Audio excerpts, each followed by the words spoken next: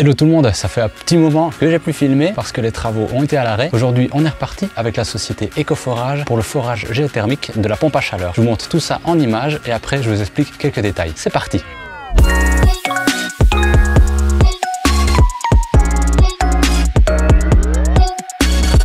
Avant de continuer, c'est pas tout ça, mais vu que ça commence à ressembler à quelque chose, je me dis que c'est l'occasion de se faire un peu de pub. Comme ça, c'est bien.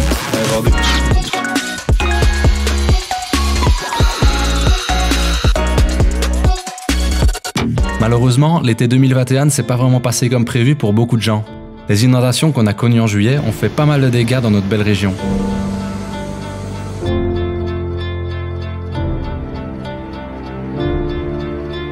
Sur le chantier, on fait ce qu'on peut, mais vu que tout est ouvert et que les toits plats ne sont pas encore étanches, c'est pas évident.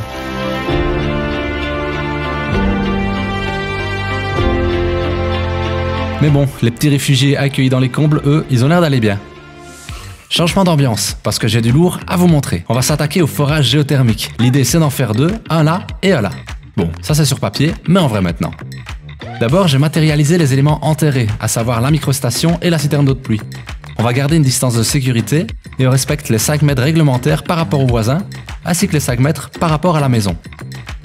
Et en traçant tous les traits, on a une intersection, et c'est là qu'on va forer.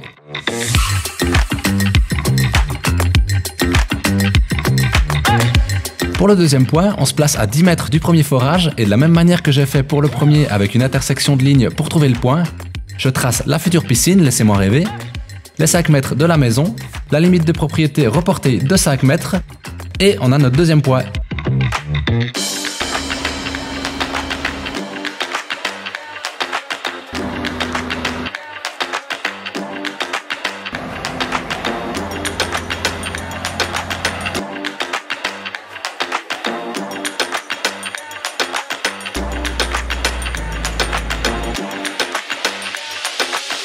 Ça y est, tout est en place, on peut y aller.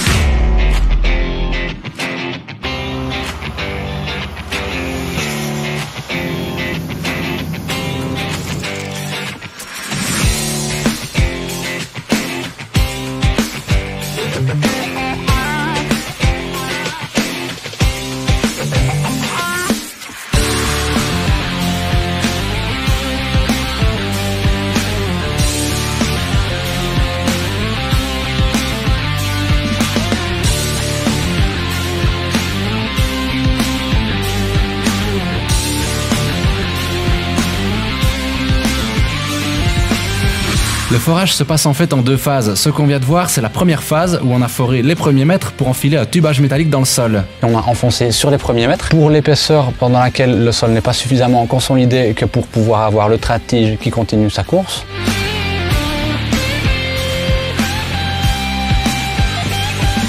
Dans notre cas, on avait un sol relativement bien consolidé, du coup on a eu besoin de ce tubage métallique uniquement sur les 5 premiers mètres. Une fois le tubage en place, on passe à la deuxième phase. On laisse le marteau fond de trou en place et on enfile au fur et à mesure du forage le train de tige pour forer en profondeur.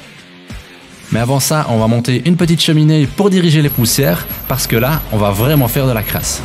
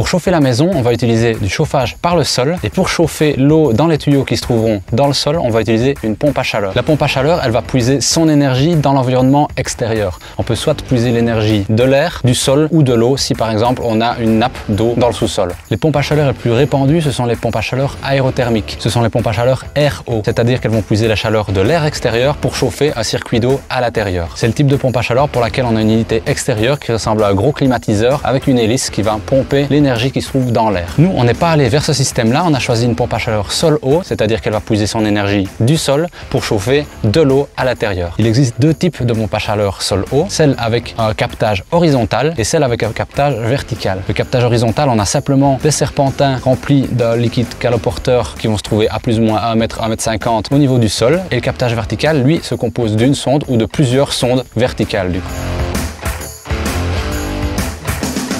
Alors l'avantage de la géothermie par rapport à l'aérothermie, c'est que la chaleur du sol est relativement constante tout au cours de l'année. Pour les quelques premiers mètres de sol, c'est pas vraiment le cas, mais à partir d'une certaine profondeur, on peut estimer que la température du sol est relativement constante et plus on descend, plus la terre sera chaude, donc plus elle pourra nous délivrer de l'énergie. Par rapport à de la géothermie horizontale, la température du sol dans ce premier mètre va quand même évoluer au cours des saisons, ce qui ne sera pas le cas pour le forage qui lui va chercher la chaleur beaucoup plus bas. Et par rapport à de l'aérothermie, c'est encore plus flagrant étant donné qu'en hiver, on peut avoir des températures négatives dans l'air, ce qu'on n'a pas au niveau du sol à 1 mètre de profondeur. Donc la géothermie, c'est plus efficace. On considère que le coefficient de performance varie de 4 à 5 de nos jours pour une pompe à chaleur géothermique avec forage. C'est-à-dire que pour un coefficient de performance de 5, il faut fournir une unité d'énergie électrique pour avoir 5 unités d'énergie de chaleur. Donc 80% de l'énergie qu'on a besoin pour produire la chaleur à l'intérieur du bâtiment, donc que ce soit le chauffage ou l'eau chaude sanitaire, est gratuite. On est allé vers ce type de solution car de nos jours, le prix de l'énergie augmente toujours. Donc on a fait le choix du renouvelable. C'est sûr, ça coûte plus cher à l'installation, surtout le forage géothermique, mais au moins on est garanti que dans les années futures, on aura toujours de la chaleur qu'on pourra aller puiser dans le sol. C'est mon petit côté écolo.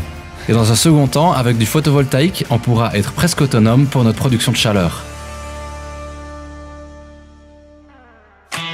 Le principe pour mettre en œuvre ce type de captage vertical, c'est de venir fourrer verticalement dans le sol et d'y implanter les sondes. Étant donné que nous, on aura une pompe à chaleur capable de délivrer 8 kW et qu'on considère en moyenne un coefficient de performance de 4, donc on a besoin d'aller puiser 6 kW d'énergie dans le sol et on compte en moyenne que le sol procure 50 watts par mètre de profondeur. Donc on a besoin de 120 mètres de forage. Par sécurité, on en prend un peu plus, on est allé sur 130. Et sachant qu'il y a 20 ans, on a réalisé un forage sur un terrain pas loin d'ici, lors duquel ils sont tombés sur des cavités. Et avoir une cavité pour un forage, là on ne sait pas aller puiser de l'énergie, donc c'est à éviter. Pour éviter d'avoir le même problème, nous ce qu'on a fait 2 forages de 65 mètres. La performance énergétique est un peu moindre, mais la différence n'est pas énorme. Ici, il y en a un qui a été réalisé. Et pour faire ce genre de forage, on utilise ce genre de grosse machine qui vient forer et marteler la roche en profondeur afin d'arriver jusqu'à la profondeur désirée. On a un premier forage qui a été effectué aujourd'hui. Aujourd'hui, c'est vendredi. Du coup, lundi prochain, dans 3 jours, les hommes reviennent pour forer le deuxième forage ici, qui aura la même profondeur, 65 mètres, qui sera effectué de la même manière. Donc voici les images. D'abord, on dégage l'endroit où on doit forer. Fort heureusement, EcoForage a tout prévu et a une mini-pelle à disposition. Ensuite, on fait revenir la machine et on commence à forer pour placer le tubage, comme la première fois. Et après, on attaque pour de vrai et on refait un tout petit peu de poussière.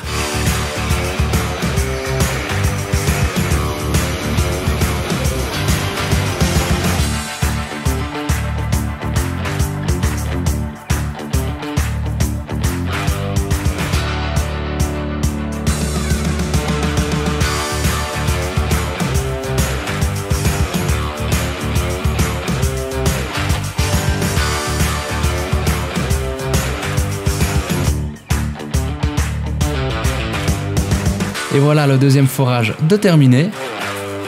Et comme pour le premier, on avait placé un tubage métallique pour maintenir les terres en place sur les quelques premiers mètres, il nous reste aussi juste à l'enlever avant de pouvoir continuer. Et on vérifie la profondeur du trou ainsi que la présence d'eau dans le forage avec une sonde. C'est facile, ça descend tout seul. Par contre, pour embobiner, là, c'est manuel. Une fois que les 2 forages seront effectués, on viendra placer les sondes géothermiques dans les forages. Ces sondes se constituent simplement de tubes en PE, de polyéthylène haute densité, dans lequel il y aura un fluide caloporteur. Et pour garantir un bon transfert thermique entre le sol et le fluide, les tubes seront cimentés dans le forage. Ça, c'était la théorie. Maintenant, place à la mise en pratique.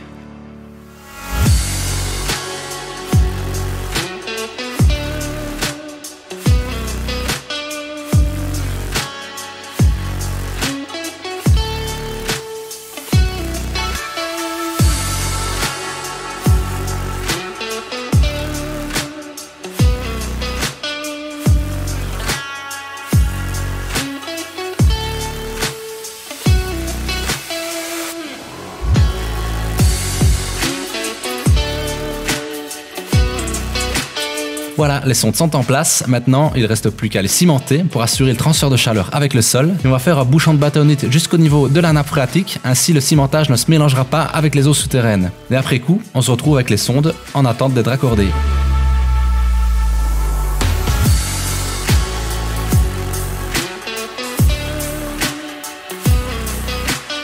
Ensuite, on creusera des tranchées horizontales jusqu'à l'entrée de la cave technique, là où se trouvera la pompe à chaleur. On fera passer le même genre de tube horizontalement dans ces tranchées, on les referme et on a notre source d'énergie renouvelable dans le jardin qui normalement est prévue pour toute la vie. Parce qu'une fois que c'est en place, ça ne bouge plus, c'est à l'abri des intempéries, il n'y a pas besoin d'entretien. Bon, je dis gratuit, il faut quand même payer le forage.